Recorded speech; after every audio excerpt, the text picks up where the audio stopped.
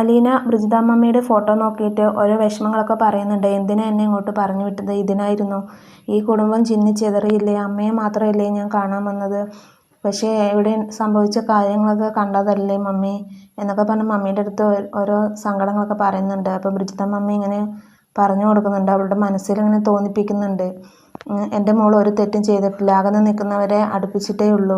ഇനി അവർ അകലുന്നുണ്ടെങ്കിൽ അത് നേരാക്കേണ്ടത് അവരാണ്. ഇനിയും ഒരുപാട് പേർക്ക് വഴികാട്ടിയാകേണ്ടവളാണ് എൻ്റെ അലീന മോൾ. അതുകൊണ്ട് നീ പോകുന്നിടത്ത് എല്ലാം നല്ലത് മാത്രമേ വരുള്ളൂ, ഒരിക്കലും വിഷമിക്കണ്ട എന്നൊക്കെ പറഞ്ഞിട്ട് അവളിങ്ങനെ സമാധാനിപ്പിക്കുകയൊക്കെ ചെയ്യുന്നുണ്ട്. അച്ഛനും അമ്മയും അകന്നു പോയില്ലേ, അത് ഞാൻ കാരണമല്ലേ? ഞാൻ വന്നില്ലായിരുന്നെങ്കിൽ അവരിപ്പോഴും നല്ല സന്തോഷത്തോടെ ജീവിച്ചിട്ടുണ്ടാവില്ലേ? ഇവിടെ നടന്ന കാര്യങ്ങൾക്കെല്ലാം ഞാൻ തന്നെയല്ലേ പ്രശ്നം എന്നൊക്കെ പറയുന്നുണ്ട്. അപ്പോൾ ബ്രിജിത മമ്മി ഇങ്ങനെ പറയുന്നുണ്ട്, അതൊന്നും നിൻ്റെ കാരണങ്ങളല്ല, അതെല്ലാം അവർ സ്വയം വരുത്തി വെച്ചതാണ്. അത് ആലോചിച്ച് എൻ്റെ മകൾ വിഷമിക്കണ്ട, എല്ലാം നല്ലതേ വരൂ എന്നൊക്കെ പറഞ്ഞിട്ട് ഇങ്ങനെ അനുഗ്രഹിക്കുകയൊക്കെ ചെയ്യുന്നുണ്ട്. എല്ലാവരും കൂടെ ഭക്ഷണം കഴിക്കാനിരിക്കുകയാണ്. അപ്പോൾ അലീന പറയുന്നുണ്ട് ബാലചന്ദ്രൻ്റെ അടുത്ത്, എന്നെ അടുക്കളയിൽ നിന്ന് പോലും പുറത്താക്കി ഇവരെല്ലാവരും.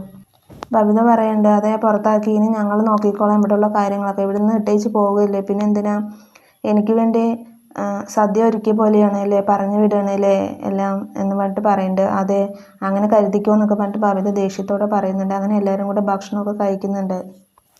അലീന ആദ്യം ഈ വീട്ടിലേക്ക് വരുമ്പോൾ ഉണ്ടായ സംഭവങ്ങളെല്ലാം ബാലചന്ദ്രൻ്റെ അടുത്ത് ഇങ്ങനെ ഓരോന്നായി പറയുന്നുണ്ട്. എനിക്ക് ആദ്യമായിട്ട് ഡൈനിങ് ടേബിളിൽ ഇരുന്ന് ഭക്ഷണം കഴിക്കാൻ പറഞ്ഞത് അച്ഛനായിരുന്നു.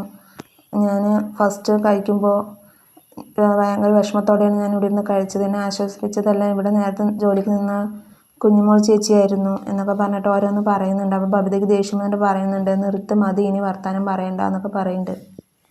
അതെല്ലാം കഴിഞ്ഞ് അലീനയെ മനു വിളിക്കുന്നുണ്ട്. എന്തെങ്കിലും മാറ്റമുണ്ടോ പോകുന്ന കാര്യത്തിൽ, ഉറപ്പിച്ചോ എന്നൊക്കെ ചോദിക്കുന്നുണ്ട്. അപ്പോൾ പോകണം മനുവേട്ടനും കൂടെ വരായിരുന്നു എന്ന് പറയുന്നുണ്ട്. അപ്പോൾ അങ്കിളിനത് തീരെ താല്പര്യമില്ല എന്ന് എനിക്ക് തോന്നി, അതുകൊണ്ട് ഞാൻ വരുന്നില്ല എന്നൊക്കെ പറയുന്നുണ്ട്. അപ്പോൾ ഞാൻ വിളിക്കാം എന്ന് പറഞ്ഞിട്ട് അലീന ഫോൺ കട്ട് ചെയ്യുന്നുണ്ട്. അലീനയെ ഒരുക്കാൻ വേണ്ടിയിട്ട് ബബിതയും കൃഷ്ണമോളും കൂടെ വരുന്നുണ്ട്. അപ്പോൾ എന്തിനാ എന്നെ ഒരുക്കുന്നതെന്നൊക്കെ ചോദിക്കുന്നുണ്ട്. അപ്പോൾ ഞങ്ങൾ ഒരുക്കിയിട്ടേ വിടുള്ളൂ, കല്യാണ പെണ്ണിനെ പോലെ ഒരുക്കണം എന്നാണ് പറഞ്ഞിരിക്കുന്നത് അച്ഛൻ എന്ന് പറഞ്ഞിട്ട് അവളെ ഒരുക്കുകയൊക്കെ ചെയ്യുന്നുണ്ട്. അപ്പോൾ അലീന ഡ്രസ്സൊക്കെ മാറ്റി മേക്കപ്പൊക്കെ ചെയ്യുമ്പോൾ ഇങ്ങനെ കരയുകയൊക്കെ ചെയ്യുന്നുണ്ട്. അതുകൊണ്ടിട്ട് ബബിതയ്ക്ക് ഒരുപാട് സങ്കടം വരുന്നുണ്ട്. കൃഷ്ണയും കരയുന്നുണ്ട്. അപ്പോഴേക്കും ബാലചന്ദ്രൻ ഗോവർദ്ധനെ വിളിച്ചിട്ട്, ഞാൻ ഷോപ്പിലേക്ക് വരുന്നില്ല, അലീനയെ അവിടെ കൊണ്ടാക്കാൻ പോവുകയാണ്, അവിടെ ഒരു ദിവസം സ്റ്റേ ചെയ്തിട്ട് റൂം എടുത്തിട്ട് സ്റ്റേ ചെയ്തിട്ട് പിറ്റേ ദിവസമേ വരുള്ളൂ എന്നൊക്കെ പറയുന്നുണ്ട്. അപ്പം മക്കൾ ഒറ്റയ്ക്കാവില്ലേ എന്ന് ചോദിക്കുന്നുണ്ട് ഗോവർദ്ധൻ. ഇല്ല ആവില്ല, അലീന ഇവിടെ നിന്ന് ഇറങ്ങിയതും വൈജയന്തി അവിടെ നിന്ന് പടിയിറങ്ങും, അപ്പോൾ പിന്നെ മക്കൾ ഒറ്റയ്ക്കൊന്നും ആവില്ല, അവളുടെ അടുത്ത് കുറച്ച് സ്ട്രോങ് ആയി നിൽക്കണമെങ്കിൽ രണ്ടെണ്ണം കഴിക്കണം, അല്ലാതെ നടക്കില്ല എന്നൊക്കെ പറഞ്ഞിട്ട് ബാലചന്ദ്രൻ പറയുന്നുണ്ട്.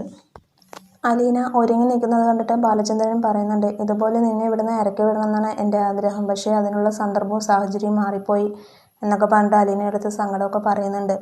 അപ്പോൾ ഇന്നത്തെ എപ്പിസോഡ് ഇത്രയേ ഉള്ളൂ. Thank you for watching my video.